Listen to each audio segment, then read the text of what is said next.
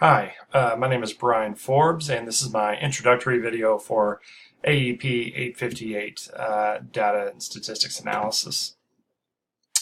So let's start this video clip off with just a little bit of information about me. First thing, you already know my name. I'm 33 years old. I was actually born and raised in Oklahoma, in Tulsa, mainly in a little community just west of town called Berry Hill. It's a very small school I graduated with. About 112 students, which at the time was the largest class. They've gotten a little bigger since then, but still a pretty small school. After graduating high school, I went to Northeastern State for my undergraduate degree.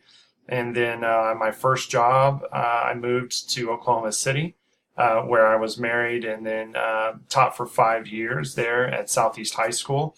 I was a freshman and sophomore English teacher for the first 2 years, and then the last 3 years I actually was able to move up and teach senior English. So that was, really interesting for me at the time. And then moving up here actually to Kansas, I work at Monticello Trails Middle School for USD 232, where I currently am an 8th grade writing instructor in a class called LINK, Literacy Integration in the Core. But we're actually doing away with that course. We're changing some curriculum around, and I'm going to be a pathways teacher, which is going to be a little bit of like career exploration and social emotional things and online handles of bullying and other social interactions of that nature. So it's going to be kind of a big adjustment for me, and so I'm a little nervous but kind of excited at the same time, so we'll see how it goes. So some of the things I might have skipped over a little bit. So I am married. I will be married 10 years in July to my wife, who is a doctor. She graduated from OU Medical School and now works at KU Medical and is in the fellowship program there. We have 2 kids, well, 1 kid, a daughter named Cameron. She's almost 2 years old, and June 19th is when she'll turn 2. And then a little boy, Jeremy, who isn't quite here yet. He's due in August, so we're really excited about that. And then some of the other things I've done in addition to just my normal teaching duties, I've been the coach of many different sports, football, baseball, basketball. I've helped with track a little bit. So I'm just kind of a jack of all trades when it comes to coaching. And the other things that I've done is I'm currently on my building leadership team, and I'm also the lead teacher for my building as well. So that's kind of been something I've been doing for the last 2 years. So it's kind of a stepping up to take on some more responsibility and playing, into that leadership role, which I hope will give me some, good experience and interactions with my peers that I might not have normally had that'll kind of aid me as I go through my master's program here.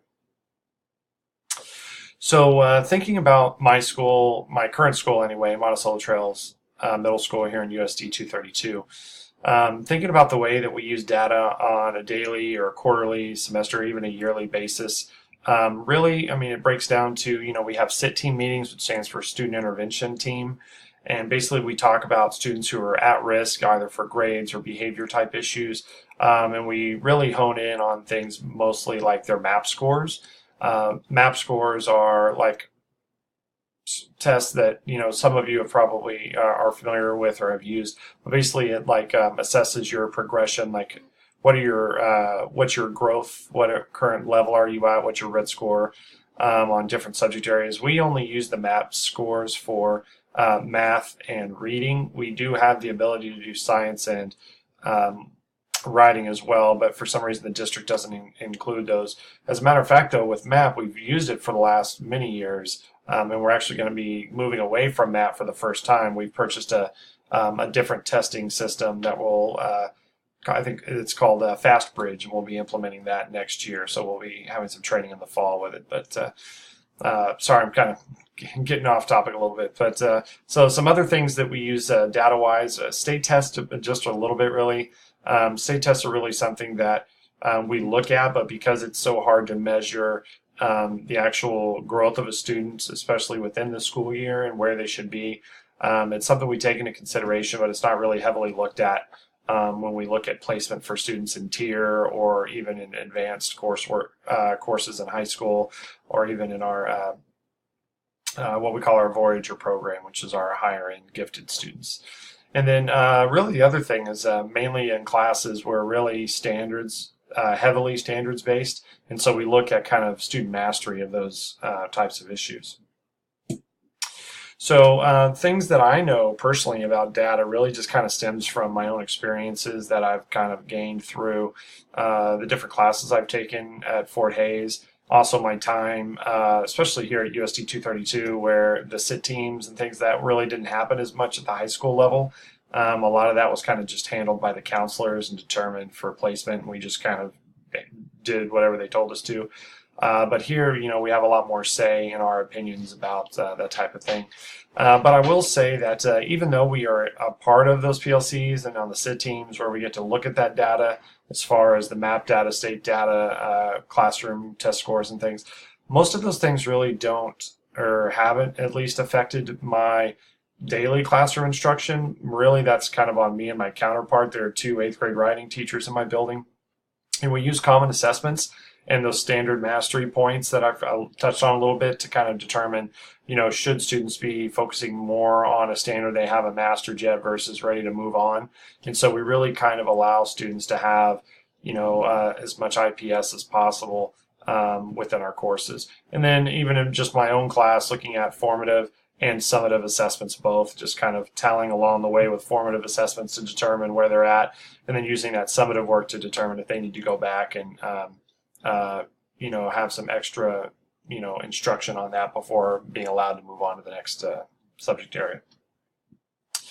And really my plan of improvement kind of can be broken down, pretty simply into a couple of steps. First of all, right now I can say, I want to go ahead and finish my master's. I'm due to finish and graduate in the winter of this year, so I want to finish that up, but really just kind of taking in all of the different types of data I'm being exposed to in this course and all my other courses, and then understanding how that can be utilized after I receive my degree.